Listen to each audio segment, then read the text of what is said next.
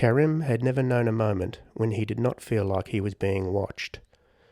Early years seemed to accept the sensation and took for granted that there was something always watching him.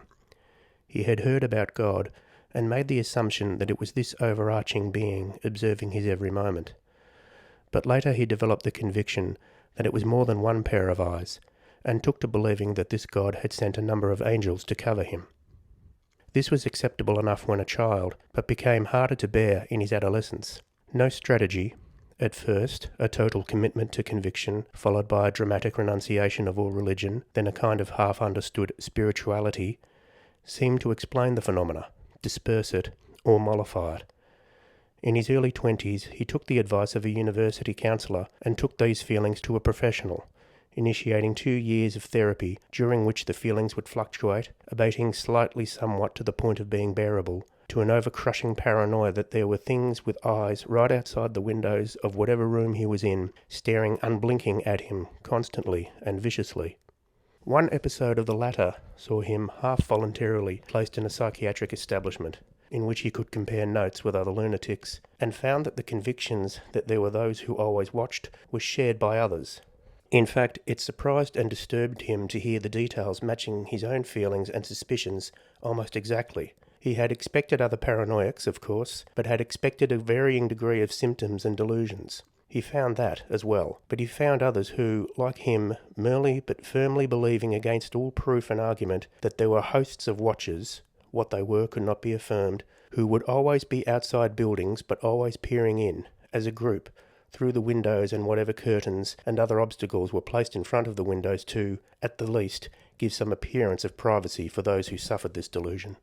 In this place, there was little he could say to the psychiatrist who was assigned to his case, who only saw him for an hour once a week. In one of these sessions, he asked the psychiatrist how often she had heard patients make the same claims of a group of beings that did nothing but stare at their victims through whatever windows and coverings, on whatever floor of whatever building, constantly staring without moving or communicating or blinking, staring until the victim would beg to be shredded to death with the razors of the watcher's merciless sight. The psychiatrist excused herself by hewing to the professional policy of not discussing other patients' conditions. After his stay at this place, he was at large in society, with little to assist him, apart from prescriptions to medications that, in his pensioned financial state, he had difficulty affording alongside rent, bills, and other requirements of independent life in society. The precariousness did nothing for his condition. Even when homeless, sleeping rough in the doorway of a shop, he could not shake off the utter conviction of being stared at, through the glass of the shop's doors and windows, by such staring beings surrounding him as he huddled himself under a sleeping bag and blankets, not to keep out the cold, but the piercing stares of these oppressive watchers. He never saw them. He knew they were there, watching him from somewhere, usually from the outside when he was inside, or from various positions around him when outside. Sometimes far away, but that did not lessen the sensation of their stares, and often enough, almost right up close enough to him that he wanted to strike out and start fighting them, were it not for the anxiety that even touching these creatures would result in some torment worse than that they afflicted him enough with already. He was, he knew by the time he reached 30, doomed to be a constant spectacle for these watchers, whatever they were, who would never stop staring at him. He believed that when he died, his soul, wretched and depleted, would simply be deposited in some post-cosmic room in which he would be stared at for the rest of eternity, stared at without remit, and he would frighten himself to physical sickness trying to comprehend what sort of feeling that would be like, changing over time, or constantly static beyond time. He knew it would be hell, a hell worse than even his current life. He was doomed, he knew, beyond help. He did not communicate this to his housemate, one Rogette, who he was paired with in a program of assisting mentally ill people with supported community housing. The two of them shared a 2-bedroom unit, part of a block of 6 such units, in a nondescript and featureless suburb close to the city, but not so close that it had been overrun by the up-and-coming. Such places were becoming rarer, but this town had a long reputation as being almost ungentrifiable. Not that that kept the rent prices lower, just less justifiable. For his part, Rogette had a lifetime habit of uncontrolled violence, having already hospitalised a previous housemate and sent the man before him fleeing back to the relatively safer park benches. It made it difficult for the agency responsible for Rogette to find suitable housemates to put with him, and Karim's case manager kept his doubts that Karim would last long enough from Karim, although he and Rogette's case manager had no problem agreeing that it was a matter of time before Rogette went too far. Again, they just hoped that Karim wouldn't get too badly hurt. Karim kept quiet for the most part, allowing Rogette the basic run of the house when he was in. In a way, he almost welcomed the anxiety towards Rogette as a distraction from his usual sufferings, since Rogette, at least, existed and was, in theory, a direct threat, to the point that he would miss Rogette when he was away, on whatever tasks and missions he chose to indulge in during the bulk of his day. He had expected Rogette to be home most of the time. This had been the case with the previous tenants, whose ability to inadvertently upset Rogette with even the most trivial of non-acts grew to the point of catastrophe both times. But after Karim moved in, Rogette seemed to find more excuses to leave and be absent. After a few months, Karim found it odd that Rogette wasn't even coming home at nights.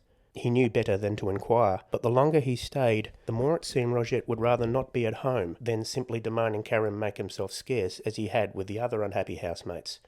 Rogette, Karim noted, had begun Karim's tenure with the kind of bullying Rogette had perfected over his time, but it got to the point where it seemed to Karim that he would say to himself and his case manager, if he didn't know any better, it seemed as if Rogette was more frightened of him. There had been a night when both men were at home, in their rooms. Normally Rogette dominated the living room with the television at intrusive volume, but this night he was in his room, quiet, not even shouting over the phone or listening to music.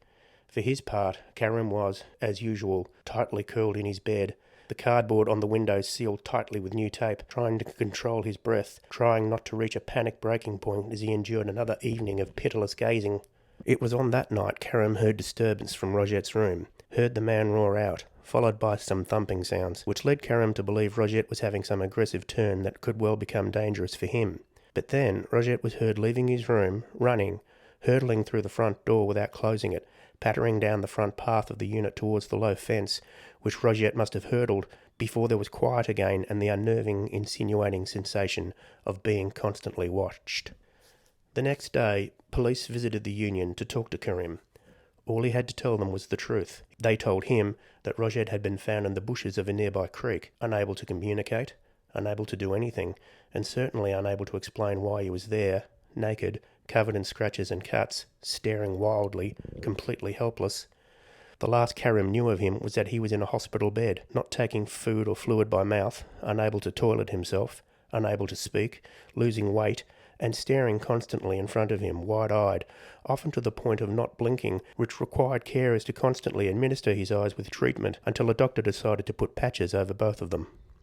For a short while Karim was in the unit alone, which of course terrified him, and he would leave to simply find and sit around late-night cafes and pubs, never interacting with anyone but simply wanting to be with people, light and sound. Invariably he was dismissed from these places by staff or their managers.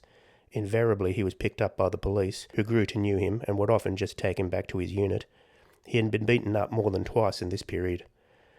But then another tenant was brought in, a younger man called Den, who was short, soft-spoken and reclusive. Perfect, the case managers had thought, for the two of them together.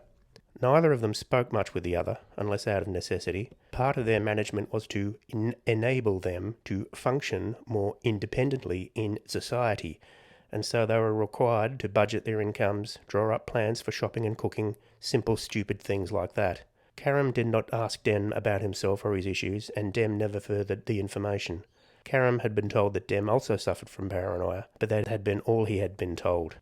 Both of them, they were given to know, were expected to respect each other, help each other, and work themselves up to the stage where they might be considered useful enough for some kind of work. The long-term care plan had always been to establish clients as useful members of society, to the satisfaction of society's standards of usefulness expected of its constituents. Karim was never sure who it was in society who established those standards, but he was normal enough to assume that they were based on wisdom and fairness.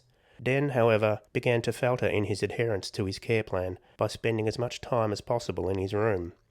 What he did there Karim never knew, but it was after 3 days and nights of not seeing him emerge, despite knowing he was there, that led Karim to knock on Den's door and, when that produced no answer, opening the door to see if Den was all right, which he was not. Once again, an ambulance had to take a man, naked, injured with scratches and cuts, staring wide-eyed, not talking or attempting any attempt to move by himself, to hospital. Once again, police spoke to Karam, this time with some suspicion. Once again, all he had to tell them was the truth. Karam's case manager had a tough time of it explaining this to his supervisor and the agency's manager. He was convinced Karam was harmless. He had no history of violence or aggression of any kind. The manager was not so circumspect, but, as with Rogette, whatever was wrong with Karam was tolerated because there was very little else anyone could do.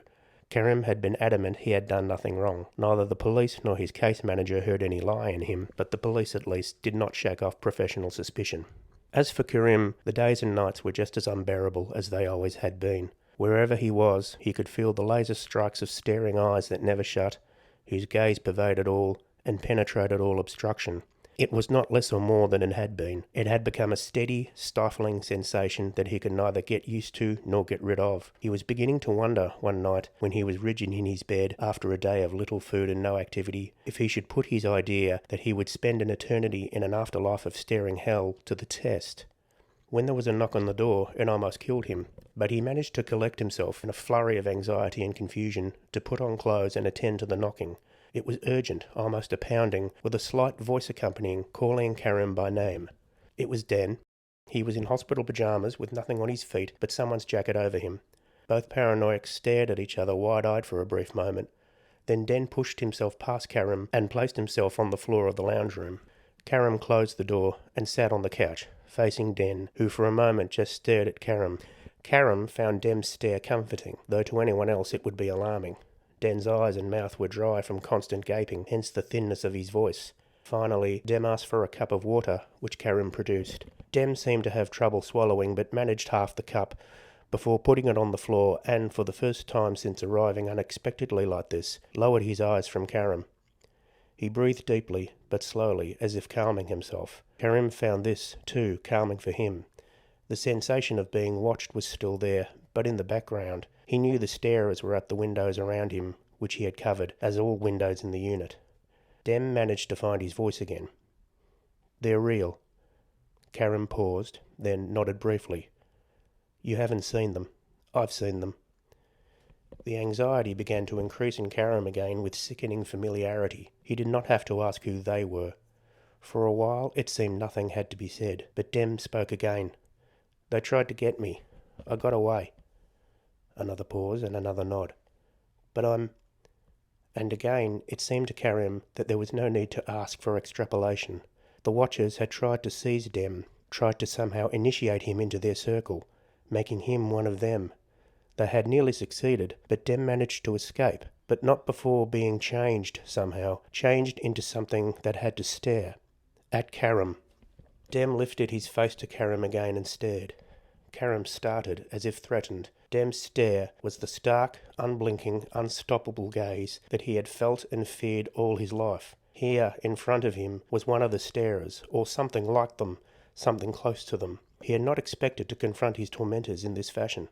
At the same time, the tenable physical feeling of staring eyes intensified from the windows as if radiation was blasting in from nuclear explosions. It was late at night, but the feeling was of a stifling hot day that cooked the air inside as well as out, a heat that no one could escape.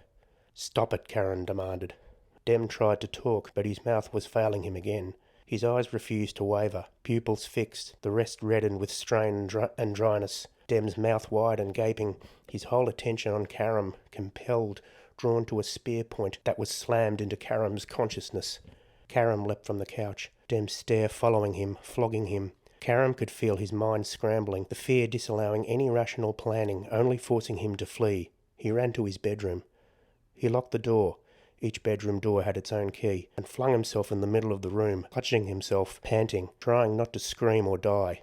He could hear a tearing sound coming from the lounge room. Den was ripping down the cardboard and newspaper Karam had blocked the windows with. He was letting them in. Karam did yell, screaming "No" and "Leave me alone," and other ineffective pleas, but the burning, stifling sensation of staring was now bearing down through the wall as well as the windows. The room he was in was blazing with this unbearable heat. He kept screaming, wetting the floor, even discharging some watery feces.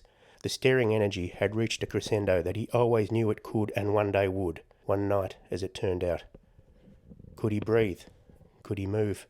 He felt his body had become a single lump of some metal, fixed into a crouching figure hiding its head in its arms, its legs tucked under its torso, mouth open to scream and beg, void of all liquid and separate organs, an object in the centre of a room that was bombarded with staring eyes that were not seen but felt all the more intensely, reaching peak after peak after peak, here in the eternity he had always feared he would attain, and now had.